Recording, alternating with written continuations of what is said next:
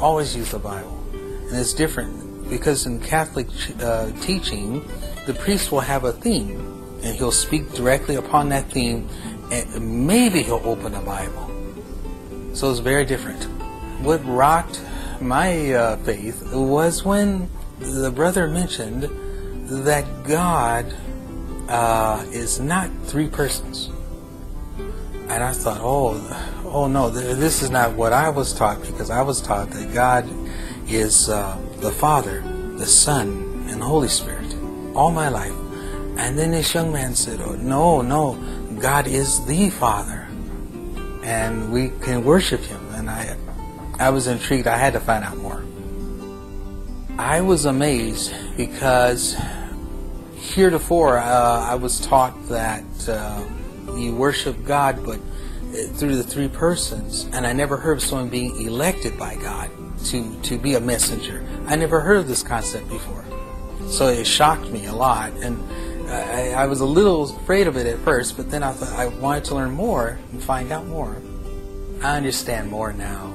I understand that in the dispensation of time, God elected people to be messengers for Him, such as Isaiah, Moses. The story of Moses really helped me with my faith, because Moses, he was happy to be a shepherd. He would have been one the rest of his life.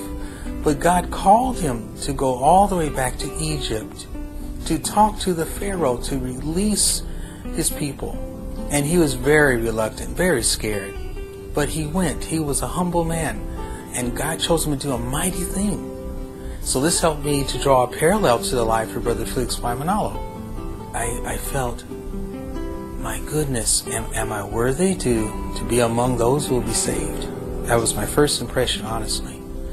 And then also my family challenged me that way also. They say, well, there are many religions. How can you be sure?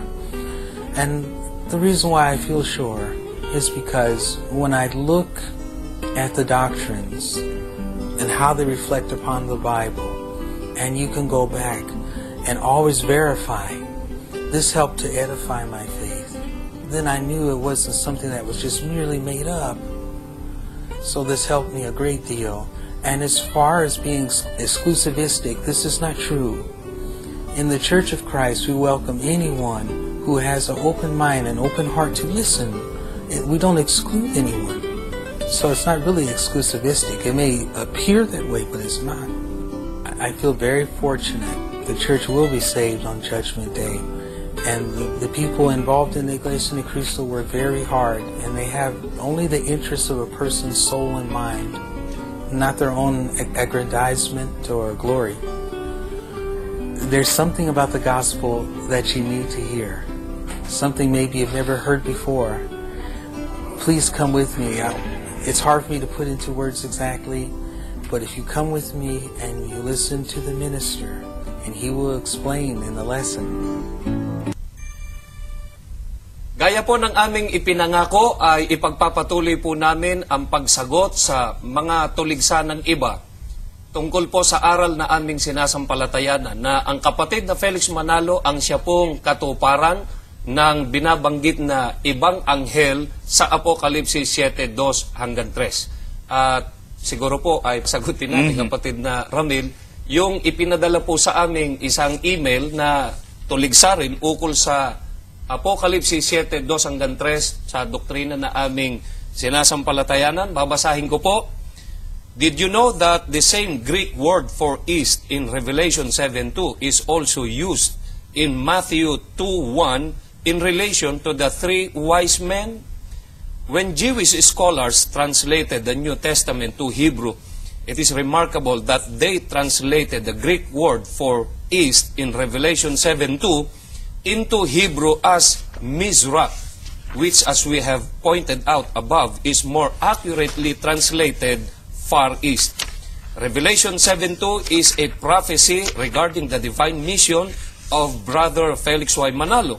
This belies the unfounded claim that Jesus and his apostles never mentioned the term or its equivalent Far East.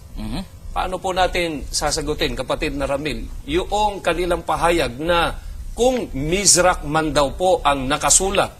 Sa Apokalipsis 7:2 na sa Ingles ay east. Paano raw po, kapatid na Ramil, yung nakasulat sa Mateo 2:1 na ang east na pinanggalingan daw po ng Panginoong Sukristo ay Mizrak din doon po sa Hebrew Bible? Ang sagot natin ay sana po intindihing mabuti nung sumulat sa atin, at nagdududa ako na yung sumulat sa atin siguro may mga nakalap na iba't ibang mga tuligsa o pamphlet o ewan ko lang kung saan galing yun. Basta ang kanilang kasi malalim-lalim yung kanilang tanong pero mababaw yung argumento. Bakit ko nasabi yan?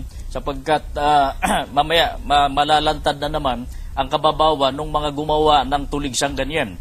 At kasi ang argumento ganito. Doon sa Apokalipsis 7:2, sinabi natin, may Mizrak doon na pinanggalingan ng kapatid na Felix Manalo. Binasa nila at sinipin nila yung Mateo 2:1 na, basahin ko nga muna. Nang ipanganak nga si Jesus sa Bethlehem ng Judea, sa mga kaarawan ng Haring si Herodes, narito, ang mga pantas na lalaki ay nagsidating sa Jerusalem mula sa silanganan. Ito yung kinuha nila. Ang sabi nila, yun daw pinanggalingan ng Panginoong Sukristo at nung mga pantas na lalaki, ay kung babasahin daw po sa Hebrew Bible, Mizrak din. Yung nasa 7:2, Mizrak. Ang nasa 2:1, Mizrak. Kaya ano ang kanilang argumento ngayon? Parang pinalilitaw na tayo raw mga ministro sa Iglesia ni Cristo, wala daw kamalay-malay doon sa mga nakasulat sa mga banal na kasulatan. Ito sagot natin. Bagamat ang Mizrak ang itinapat sa east na nakalagay po sa Mateo 2:1, subalit maliwanag po sa konteksto na ang silangang ito ay hindi po ang Israel, kundi ito ang east na pinanggalingan ng mga pantas na lalaki. Bagamat may maraming mga palapalagay ukol sa kung alin ang silangan na pinanggalingan ng mga pantas na lalaki, magkagayon man. Walang sinasabi ang Biblia kung anong mga bansa o anong mga dako ng silangan ang pinanggalingan ng mga pantas na lalaki. Ano pa po kaya ang karagdagang kaalaman na dapat pong malaman ng mga tao ukol po sa terminong Mizrak o Far East? Ito ang dapat na maunawaan mabuti ng lahat, no? Ng lahat, hindi lang kapatid, kundi lahat, pati noong, lalo na nung tumutulig sa atin. At maaring marunong pa ng Hebrew, maaring marunong pa ng Greek, sapagkat sinipi daw nila, tinignan daw nila sa Greek, tinignan din nila sa Hebrew Bible, yung 7:2 ay Mizrak nung nasa Apokalipsis 7:2, doon daw sa Mateo 2:1, Mizrak din. Ito dapat nating maunawa. Ang bawat dako, tulad ng mga kontinente, region, bansa, probinsya, o mga syudad, ay mayroon pong kani-kaniyang mga itinuturong direksyon na, halimbawa, north, south, west, at saka east. At sapagkat ang mga ito ay may mga east o silangan, kaya ang pinakamalayong dakong pasilangan ng mga ito mula sa kanilang point of reference ay matatawag din na Far East o malayong silangan. Ang nasa Mateo 2:1 na Mizrak o malayong silangan, di tayo tutol. Yung Mizrak dyan, malayong silangan. Pero ang point of reference, ulitin namin, hindi po ang malayong silangan na pangbuong mundo, kundi ang malayong silangan mula sa point of reference nito na ito ang Jerusalem. Mabuti basahin nga natin muna.